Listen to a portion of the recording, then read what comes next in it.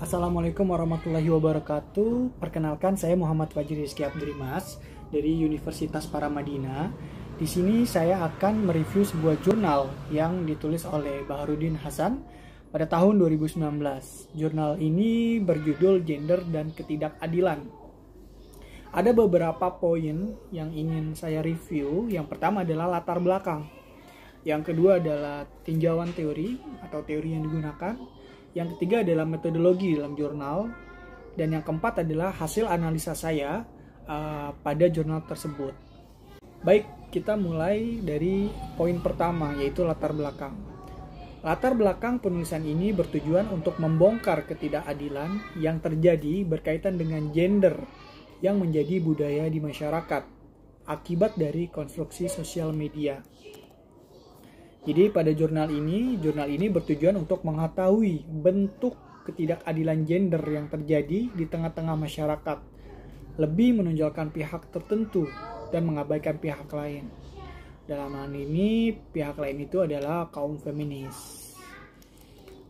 Kita masuk poin kedua, yaitu penggunaan teori pada jurnal ini. Ada 3 teori yang saya highlight pada jurnal ini.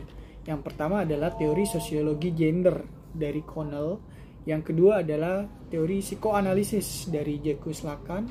Yang ketiga adalah teori feminisme by Ritzler. Kita menuju pada teori pertama, yaitu teori sosiologi gender dari Connell. Menurut Connell, maskulinitas ada 2 bentuk dominan. Yang pertama, maskulinitas secara budaya. Yang kedua adalah maskulinitas dengan hegemonik.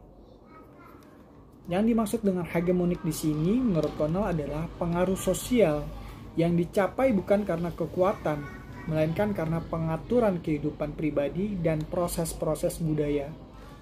Jadi contoh dari teori Connell ini seperti seorang bapak pada suatu keluarga menghegemoni anak perempuan dengan mengatakan bahwa tidak usah bekerja keras dan mendapatkan karir tinggi dikarenakan basic dari tugas perempuan adalah mengurus anak dan mendidik anak serta mengelola urusan dapur. Jadi ini adalah sebuah teori yang dikemukakan oleh Connell. Yang kedua adalah teori psikoanalisis dari Jacques Lacan. Lacan mengatakan bahwa bayi tidak secara langsung bersifat femini atau maskulin, atau tidak keduanya. Akuisisi psikis feminitas atau maskulinitas oleh perempuan atau laki-laki secara biologis melibatkan represi terhadap ciri-ciri biseksualitas awal anak yang tidak sesuai dengan identitas seksual yang dipersoalkan.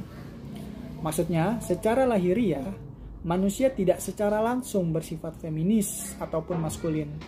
Keduanya timbul akibat adanya represi terhadap dirinya yang bersumber dari sosialnya. Jadi manusia secara lahiriah tidak secara lahiriah tidak feminis ataupun maskulin. Semua itu terbentuk atas lingkungannya atau sosialnya. Yang ketiga, poin ketiga ini ada teori feminisme atau feminism dari Ritzler. Teori feminism Ritzler termasuk dalam kategori sosial kritis. Teori yang melibatkan diri dalam persoalan pokok dalam konteks sosial, politik, ekonomi, dan sejarah yang sedang dihadapi oleh kelompok-kelompok yang berada dalam kondisi yang tertindas.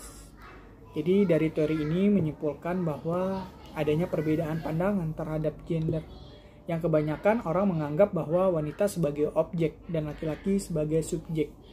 Dari situlah Ritzler menganggap bahwa adanya suatu kelompok yang tertindas, baik secara sosial, ekonomi, dan sejarah. Untuk poin ketiga, kita masuk ke dalam metodologi yang digunakan oleh jurnal ini. Metodologi yang digunakan adalah kualitatif dengan kajian pustaka melalui pendekatan kritis. Metode ini penulis berusaha menjelaskan permasalahan yang berkaitan dengan gender dan ketidakadilan dengan memberikan penjelasan melalui referensi buku-buku yang kompeten berdasarkan pada kajian tersebut. Apabila melihat dari kajian pustaka menjelaskan bahwa gender sebagai konstruksi sosial tidak jarang menimbulkan apa yang disebut dengan theoretical feminism sebagai ketidakadilan gender. Ketidakadilan tersebut pada akhirnya juga berimbas pada perlakuan yang tidak adil terhadap perempuan. Apabila kita melihat negara-negara miskin, jika suatu keluarga tidak memiliki kesanggupan ekonomi, yang pertama dikorbankan adalah untuk urusan pendidikan, yaitu perempuan. Persepsi yang timpang ini terbangun di masyarakat akibat dari konstruksi sosial gender yang tidak adil terhadap perempuan, yang menyatakan bahwa perempuan setelah dewasa hanya mengurus anak dan suami, sementara laki-laki menjadi pencari nafkah sebagai tulang punggung keluarga. Akibat dari persepsi tersebut menempatkan perempuan sebagai kaum yang termarginalisasi dan tersubordinasi, tanpa diberikan kesempatan yang sama yang didasarkan atas kapabilitas. Media menyajikan citra perempuan secara arbitrter atau sewenang-wenang, tanpa memikirkan dampak yang akan timbul dari citra yang terbangun tersebut. Citra perempuan yang dibangun di media tersebut disesuaikan dengan kebutuhan pelaku bisnis dan industri yang berada di belakang layar. Perempuan dijadikan objek tujuan industri untuk meningkatkan rating media dengan melakukan eksploitasi berlebihan terhadap tubuh perempuan. Media massa sering menganggap perempuan sebagai objek pemberitaan, mesin operasional, objek seksi, bahkan sebagai objek pelecehan dan kekerasan media. Media tidak memberikan ruang secara adil terhadap perempuan karena kekuasaan patriarki. Seperti itu. Jadi masih banyak ketimpangan yang terjadi pada perempuan. Akibatnya perempuan dijadikan sebagai objek oleh gender lain, yaitu laki-laki. Kita masuk pada poin terakhir, yaitu hasil analisa. Dari hasil analisa ini saya membagi 4 poin. Yang pertama adalah kurangnya variabel pada judul jurnal. Jadi menurut saya judul ini belum komplit, judul ini belum bisa membuat pembaca mendapatkan semiotik daripada isu jurnal ini. Jadi menurut saya penulis bisa menambahkan macam-macam atau jenis-jenis variabel seperti seperti variabel bebas atau variabel terkait tentang judul. Kalau saya bisa memberikan sebuah judul, mungkin saya akan membuat judul ini menjadi gender dan ketidakadilan perempuan di dalam sosial media, atau gender dan ketidakadilan perempuan di dalam ruang lingkup yang patriarki, seperti itu. Yang poin kedua yang saya ingin review adalah tentang latar belakang. Penulisan latar belakang sudah sangat bagus sehingga mampu menimbulkan atraksi di kepala pembaca. Jadi ketika pembaca membaca latar belakang saja sudah bisa mendapatkan sinopsis dari isi jurnal tersebut. Poin ketiga tentang teori.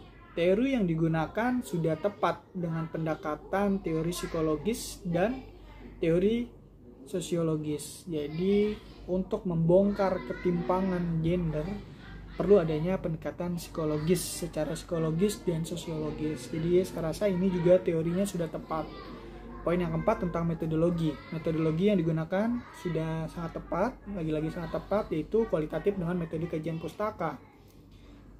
Menurut saya kajian metodologi ini sudah tepat dikarenakan untuk membongkar tentang diskrepansi gender, tentang perbedaan gender, tentang perspektif tentang gender, kita perlu adanya kajian pustaka dengan referensi macam-macam buku. Jadi data yang dihadirkan itu bisa dipaparkan secara jelas. Baik, itu saja yang saya ingin sampaikan. Lebih kurangnya mohon maaf. Terima kasih. Wassalamualaikum warahmatullahi wabarakatuh.